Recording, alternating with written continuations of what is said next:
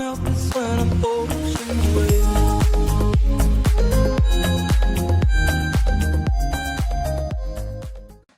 Today on Nova Legends podcast, I have Emma Davis, midfielder from Georgetown. We recently had a viral moment that certainly got my attention. Emma, nice to meet you, and thanks for doing this. Thank you so much for having me. Of course. Well, so I went to your game a few weeks ago because I'm friends with Julie Shackford. I grew up on the same street. She coaches William and Mary. So I saw you guys play, and I love the way you guys play. So I just tuned into your next couple games, and you had that moment when you made a shot from about 35, 40 yards, won a game, 1-0 game. It was on national TV.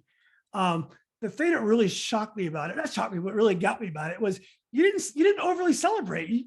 There's this great goal you scored, and you just kind of gave it a couple smiles and you hugged your teammates. Tell us about that moment.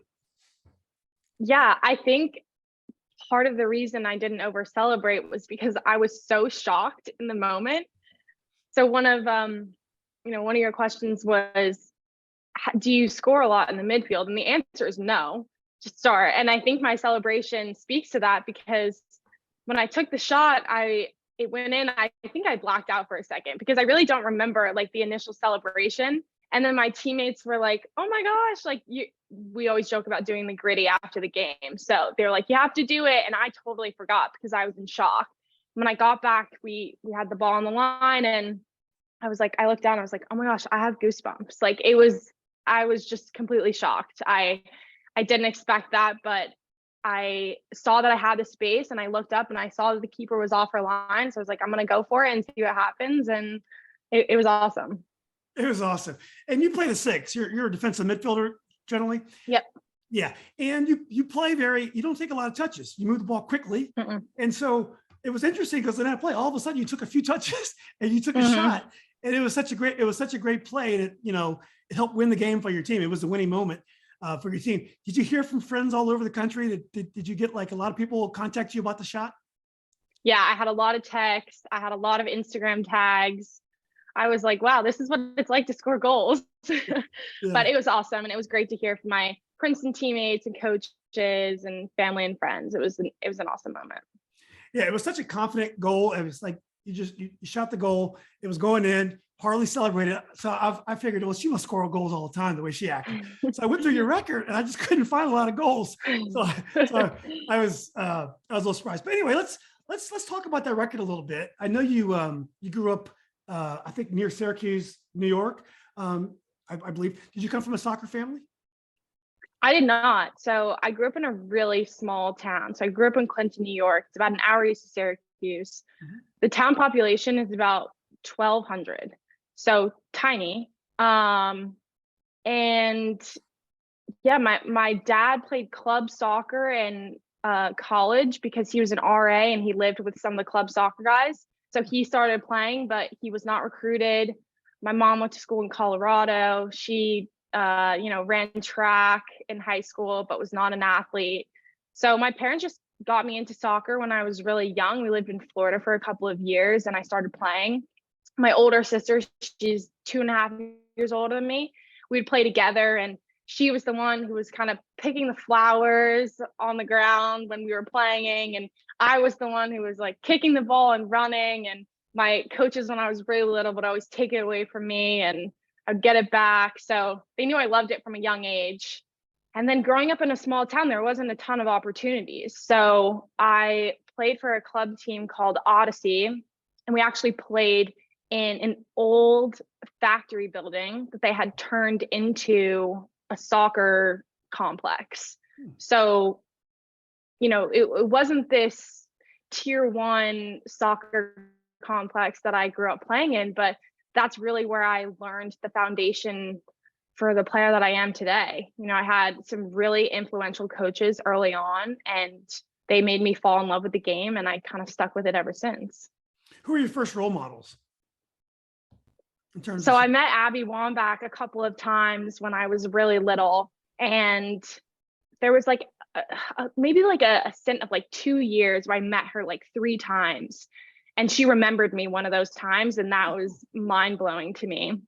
But I loved watching her play, and I thought she was a really awesome role model on and off the field. So that's definitely an early memory of mine. And I have, a soccer ball signed by her and cleats signed by her. So it's been really cool, as I grew older, to see her sort of grow into her own role and then see what she's done after she stopped playing. And she's been really influential off the field as well.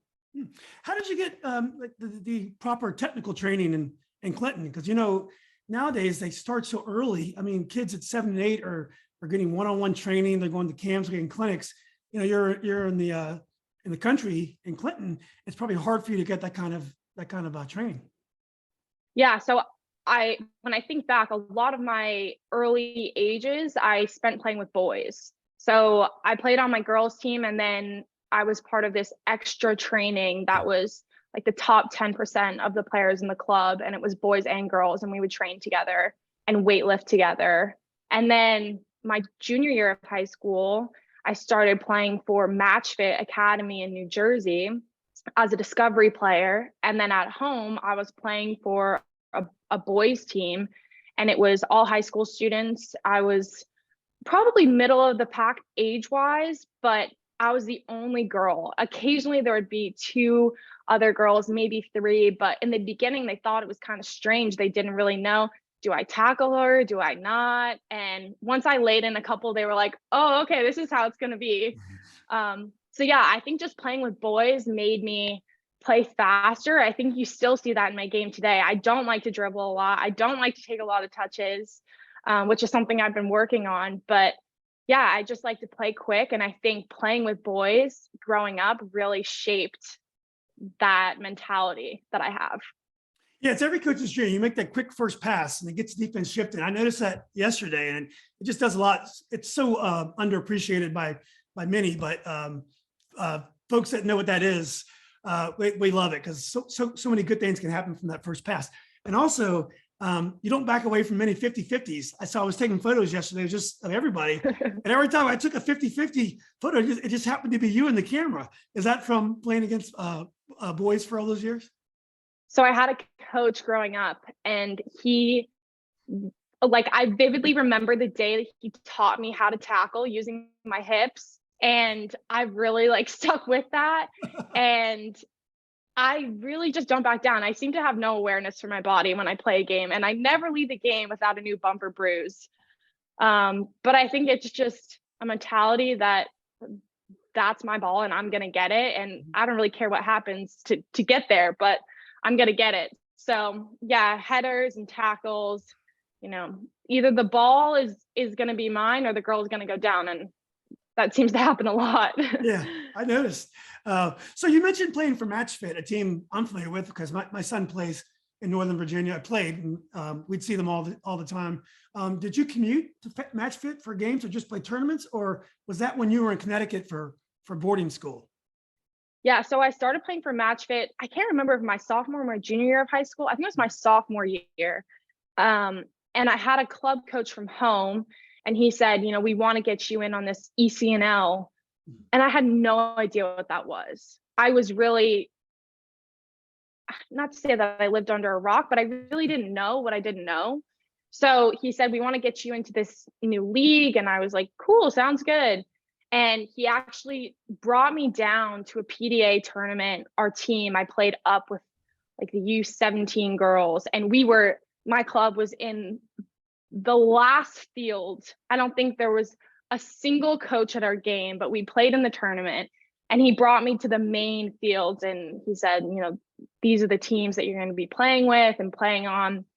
And I remember him saying that the girls scored so often that they just had no emotion. He was like, this is just what they do. They play soccer all the time, and they play in these games. And I didn't really know what to expect, but I went down, I tried out for Match Fit, and I made the team. And I was a discovery player, so I only played in tournaments and games. So I would play with the boys team, and then my dad, God bless him, would drive me 4.5 hours one way every weekend in the spring for my Match Fit season. That's crazy. And we would go down on a Friday, we would come back on a Sunday, and we usually stayed in Princeton because that's where the team is sort of based out of. And I would play in my 2 games, and then we would drive home, and it was awesome exposure. It was tiring, but it was definitely worth it. And I was exposed to a whole new level of play, new, teammates, playing with a team that I didn't really know, going to all these tournaments that I had never been to before. And I remember playing on the field that my coach had brought me when I watched PDA and some other team play. And I sort of was like, wow, like I made it here. I have to do something with it. And, ultimately I committed to Princeton and have had a successful career, but it was not without a lot of traveling and hard work. And like I said, my dad, I wouldn't have been able to do it without him. Mhm. Well, you went to prep school in Westminster, which is in Connecticut. So Mhm. how did you play with Match Fit while you were in Connecticut? Who got you to the games then?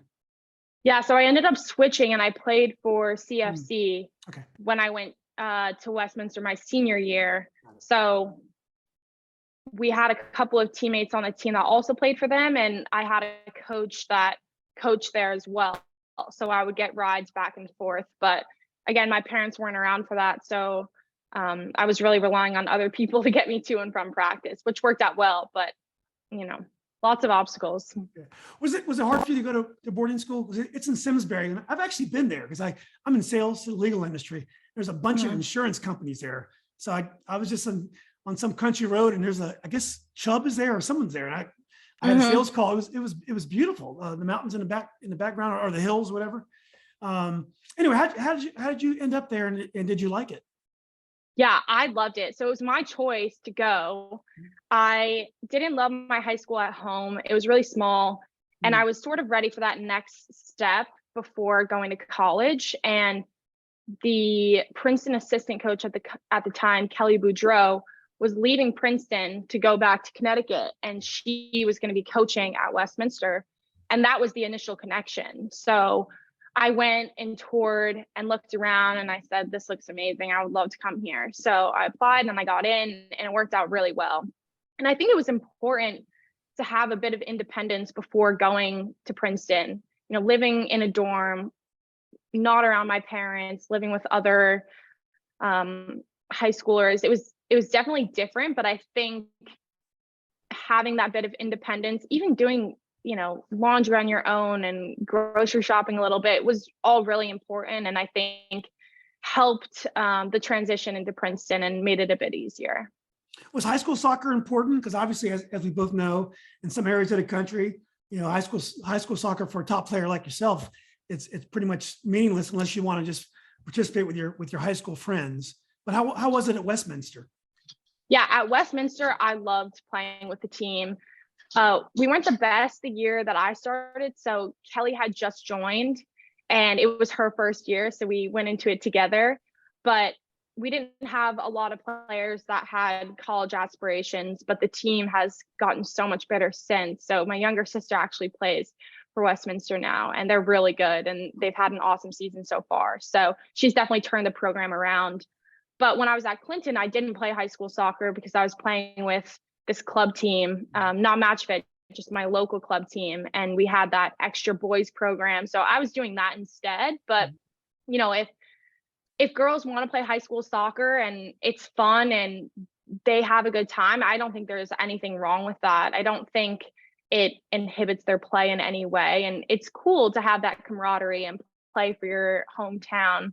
I think that can be really awesome. Yes, I was talking about my son. He, club is everything here as well, but he happened to have a good high school team, and they went to the state final, and it was the most amazing sporting experience of his life and also mine. And when you do something in front of your classmates with your classmates, it just means something. In the club level, often, as people just drop their kids off at the game. Sometimes they even stay and watch anymore when their kids are like 16 or 17 because they've been doing it for 8 years and they're worn out. So I always advise people, if they ask me, that they should try to play high school if they can. So, but, yeah, I would agree with that. I think it can be super fun, and it's fun to play with your schoolmates. It's a good time. It is. So you mentioned Princeton. So it looks like Princeton was probably always in the works. obviously an amazing school. So why'd you decide to go to Princeton, and what other schools did you consider? Yeah, so I decided to go to Princeton pretty early on. I committed after my sophomore year of high school, Wow. but I went to Princeton for the first time my freshman year of high school. And I went to a camp, and Sean had, I think he was there for a year and a half. So he was fairly new. And That's Sean Driscoll, the Princeton coach. Yeah. I played in, I think it was a 1-day camp. And I had a club coach that was friends with Sean and texted him and said, I have a player coming, just look out for her. And I played really well at the camp. And after Sean said, wow, you played so well, but you're so young. He was like, you're only a freshman. I just got here. I don't even know who's coming in next year. So it was sort of like, you're great and we want to keep watching you, but I need to get my head on straight before I start recruiting girls that are freshmen in high school. And I was like, all right, that's fair. So I looked around a little bit. I looked at some of the other Ivies. I looked at Boston College, Virginia a bit, but I really had my heart set on Princeton from early on. And I had to take the SAT, and I was young, so I did tutoring. And once I got the score, Sean pretty much said, all right, let's lock it in. So. Well, when you play sports at an Ivy League school, especially Princeton, one of the top institutions in the world, it's a little bit different. I mean, I went to UVA, and so I know all about the scholar athlete, and we definitely have them there, and they have them at Duke, they have them at Vanderbilt. But Princeton's going to be another level. So what is it like? What is the commitment to be an athlete at Princeton? I mean, some of the girls, some of the women, that are playing for Georgetown that are undergrads. What is the commitment level like to play sports at Princeton? Yeah, I think a big difference between Princeton and Georgetown is that, at Princeton, you have people who are playing soccer because they want to go to a great school, and, soccer helps them get into that school. Oh, so, I wanted to go to Princeton because I wanted a balance between athletics and academics, and I definitely got that. And not without a challenge. It was hard at times. Freshman year coming in, I remember that first day of class, and I showed up to practice after probably 4 classes. I was exhausted, and I was thinking, how am I going to do this for 4 years? And I had upperclassmen who told us, it doesn't get easier. You just get better. You get better at managing your time. You get smarter about, when to do work, when to eat snacks, when to sleep. So it's definitely a challenge, but, once you get the hang of it, it's kind of the norm. Like you go to class all day, you go to practice, and then you're in the library until 11, 12 at night. And that's pretty much a norm, especially your first couple of years when you're just trying to get the hang of things. But it's definitely a challenge, but I think you have those upperclassmen to help you rise to the challenge, and no one wants to see you fail. So there is a lot of help.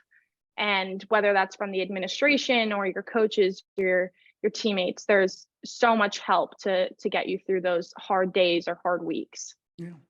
Well, Coach Driscoll, who we referred to earlier, he has a great record at Princeton, has done an amazing job.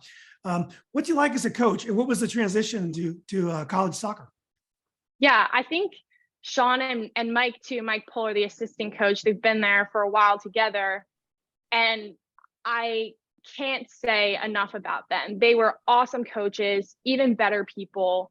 I loved my time at Princeton with them, and I think when I look back, they made such a conscious effort to make the team so inclusive, and always worked really hard on the extra stuff too. It wasn't about just what was happening on the field, but what was happening off the field. So educating themselves and the team on DEI and other social justice issues. And I think one thing about them is they really care about the players that they recruit off the field as much as they do on. So we had a really awesome culture at Princeton, and I think I could say the same for Georgetown. I've been really lucky.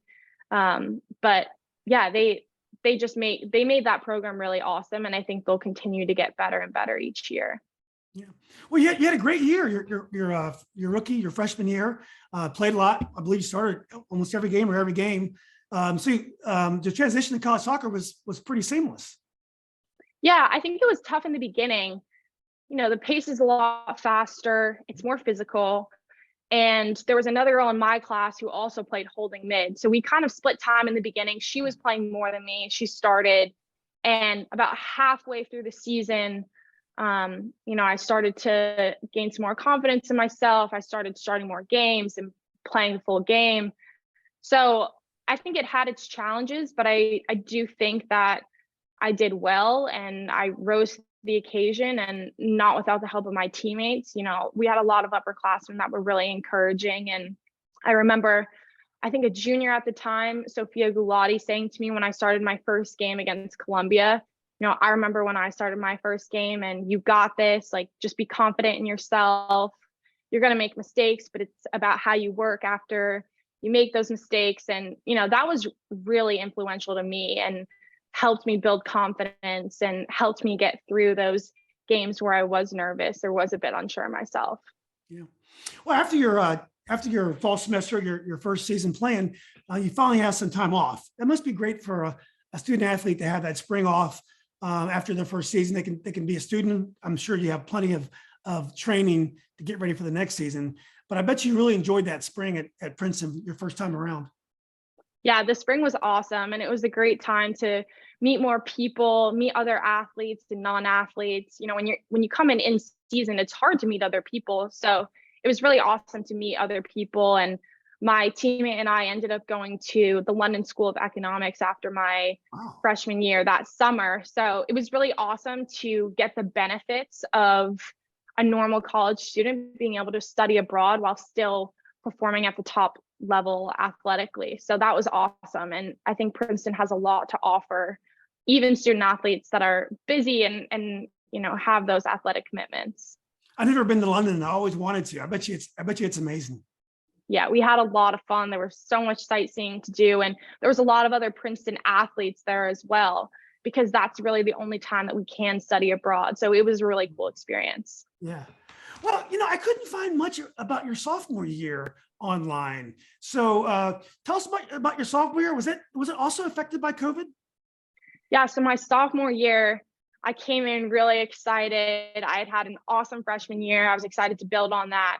And my second game of the season, we were playing Boston College, and I broke my leg. Oh my God, I'm so sorry. Yeah, I broke my fibula, and I was out for the rest of the season. I didn't know it at the time. I thought maybe I would make it back, but I didn't, which was unfortunate at the time. But, silver linings, I got 2 years back. So it worked out really well for me, but it was definitely hard in the moment. Yeah. And then the next season was the COVID season. And I don't believe I don't think you guys even played that season. So no, we didn't. It must have been very tough to have, first of all, to lose that season, but also to have your 4 years kind of interrupted by COVID. Yeah, it was definitely difficult. After we got sent off campus my sophomore spring, I was working in California that summer, and I was grinding so hard to be ready for this season. I was coming back off an injury, super excited to get back out there. And I remember the day that they sent us an email saying we weren't coming back and our season was canceled. And I was pretty devastated. I worked so hard and I was ready to go. And that was definitely a heartbreaker for me. And I think the rest of the team as well. It was tough. And then to see, in the spring, other schools going and playing a season and us not being able to was also really hard. Yeah. Well, you got it all back your senior year. You had a great year. So going into your senior year, how many years of eligibility did you have left? You should have had at least 2 years left. Is that correct? Because you had the red shirt year and then you had the COVID year. So exactly. Okay. Yeah. So I knew I had 2 years left going into that. And I knew I was going to Georgetown once I started my senior year. So I had committed early and knew that I was going to be playing after. Oh, but you could have gone back. So you could have gone back to Princeton and played. Because I know there's some graduate rules where once you graduate, you have to transfer. So I get the rule. Yeah. Yeah. So I think they made one exception for COVID that people could come back and play an extra year being a grad student, but I wouldn't have qualified for that. So it was my senior year. They let some athletes come back. So the only way I would have been able to play at Princeton was if I took a semester off. So I would have had to take my senior spring off and then come back the following fall, but I still would have lost a year of eligibility because it would have taken me 7 years to complete 4 seasons. So that was probably the number one reason that I decided to go elsewhere, because I didn't want to lose that season. And I wanted to, finish out my career on a high note.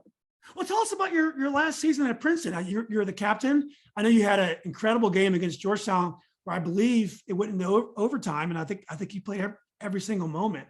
So tell us about some of the highs and lows of your senior season. Yeah, our senior season was incredible, and it was definitely a special one in my heart. That was my favorite Princeton team, just the camaraderie, and we just had great chemistry as a team as a whole. And we obviously did very well making it to the second round of the NCAA. I had a great game against Georgetown. That was nerve-wracking to start, but once I got out there and started playing my game, I knew that I would settle in and be fine. It was a little weird because, I was going into these big tackles and I'm thinking, oh gosh, I better not do anything too bad because I'm going to be playing with these girls next year. There's actually a funny video of me tackling Julia Elise in their box, and I totally take her out. And we joke about it now, but at the time I'm thinking, oh my gosh, she's not going to like me. Yeah. But no, it was a great season, and it was, when it ended, it was sad, but I was so proud of the team and everything that we had accomplished that it was hard to be sad that it ended because it was so incredible. Yeah. Well, you get to go to another incredible institution, Georgetown. And I live 5 miles away, and it's such a beautiful campus and, great tradition. I grew up with the Georgetown basketball team in the late 70s and the 80s. And it really put the school, it was always a great school, but it brought it to athletic prominence as well. What's the coaching style at Georgetown? Is it a much different style of play and a much different team than you had at Princeton? Yeah, I think the biggest thing is that, when I came in, I was adjusting. I thought it was going to be a little bit more seamless than it was. I think it's hard coming in because you have so much experience and you know so much and you're so much older, but then you're also adjusting to new coaching style, new way of doing things. So it was a little bit harder than I thought. And I think Dave is awesome, and he's really challenged me in new ways. He's challenged me to, take more touches, dribble a little bit more, go forward more. So it's been a great challenge. And I think that I've really enjoyed, trying to better my game. And I'm not sure I expected that as much. I thought I was going to come in and just be like, all right, like you are who you are and you're going to play the way you play. But it's been awesome to be challenged and to rise to new opportunities. So I've really enjoyed it. Yeah, and so when you're a graduate player and when you have this like 1 year, you're one and done, like they say in basketball. Obviously as a coach, you've got lots of players that you're going to have 2 and 3 more years, and then you have this great transfer who's got all this awesome experience. Ultimate team player, plays very simply in the middle. What is that role for like a graduate student? Because obviously they have to play players that are going to be here for 2 or 3 years. You're only there for 1 year. Is it a little bit, and maybe this is what you're referring to, it wasn't as seamless as it could have been, because it is a little bit of a, I don't want to say tension, but it's a little bit of a disconnect because you need to get your other players ready to develop. And then you have the senior coming from another program, or a graduate student coming from another program. Yeah, so I actually have 2 seasons at Georgetown. So I have the 2 years of eligibility. So I'll be playing next year. You can play next year too. Oh, I didn't know that. Great. Yeah. But yeah, coming in, so I was coming off of injury. So I was having some knee issues last spring. So this summer I was rehabbing, getting back into it. I didn't start running until about halfway through the summer. So I was a little nervous coming in because I didn't think I was going to be where I needed to be. And our first week of preseason, I was limited in the minutes I could play and not playing contact. So I was excited to get into it and play in full. And once I eased into things, started practicing, and it was harder to get my touch back than I thought it was going to be.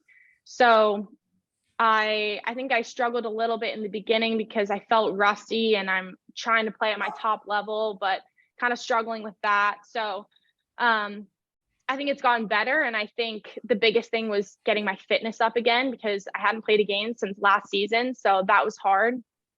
But yeah, it's being a grad student is an interesting role because you have a lot of experience. And I think my role on the field is just as important as my role off the field. Being a leader and motivating the younger girls and being there to help them when they're having confidence issues. And I was worried coming in that they were going to seem so much younger than me. I'm a lot older than a lot of the girls. But it's been really awesome. And I think that I've been able to connect with a lot of the younger girls and the freshmen especially, and, give them advice. We had a player who actually broke her fibula, and I was really able to connect with her about that and say, it's going to be okay. Like, you're going to be out and it's going to stink, but there's silver linings to that, which you might not be able to see now. But I think I'm a testament of that you get the year back and you can do something awesome with it. Yeah. Do you enjoy the level of play? Do you enjoy the conference, the Big East? Is it different than playing in the Ivy League? Yeah, I think going into each game, I don't know a lot about the Big East team, so it's different. But the way my teammates and coaches talk about it being so cutthroat and each game really matters is very similar to the Ivy League. And the Ivy League doesn't have a tournament. So that intensity that you bring to each game is very similar. And, every game counts, every goal counts. So it's similar in that sense. But I do think Georgetown is a step up. And I think the biggest part of that is just the time that we get together. The Ivy League is very restricting in terms of preseason and hours you get to spend with the coaches. So I think that does make a big difference. Have you enjoyed Washington, D.C. so far? Oh, I've loved it. Yeah, it's been great.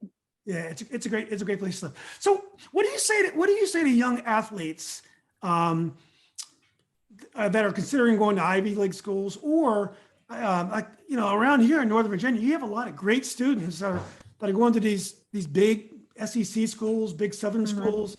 And they're great students, and they're getting financial soccer aid, but also they're getting scholarships, academic scholarships. What do you say to those athletes who chose that path instead of maybe going to Ivy League school, where you're really challenged in the classroom like you were? Yeah, I think it's different for everyone, and I think it's hard as a high school student to evaluate what you want. You're so young, and I think I was lucky that both of my parents were really invested in helping me decide which school was right for me. But I had coaches that said, if she's a good student and she wants to have a great career after, look Ivy League. And I don't think my parents ever would have come up with that themselves. I just don't think they thought that was possible. And even now, my mom says when they told us that, I was looking at Princeton and I told my mom, like, I want to go to Princeton. She's thinking, oh my gosh, like, I'm just not sure if that's possible. So my advice is dream big, and you never know what will happen. And if you work hard and you put the time in, then great things will happen. Yeah, that's good advice. So what about which graduate program are you in? And what are some of your long-term goals, either in soccer or outside of sports? Yeah, so I'm doing the master's in integrated marketing and communications, and my undergrad was public policy. So it's very different. I focused a lot on healthcare when I was at Princeton. A lot of my extracurricular work and research was in healthcare. So definitely a transition. I've really enjoyed it so far. It's been a different pace for sure. I'm taking 2 online classes and 1 in person. So the workload is definitely reduced, but I've really enjoyed it so far. And I don't know necessarily which path I want to take when I'm done here, whether I want to go into marketing and communications or stick with my healthcare and finance route, but it's nice to have options. Yeah. Well, look, Emma, this has been great. It's been great meeting you.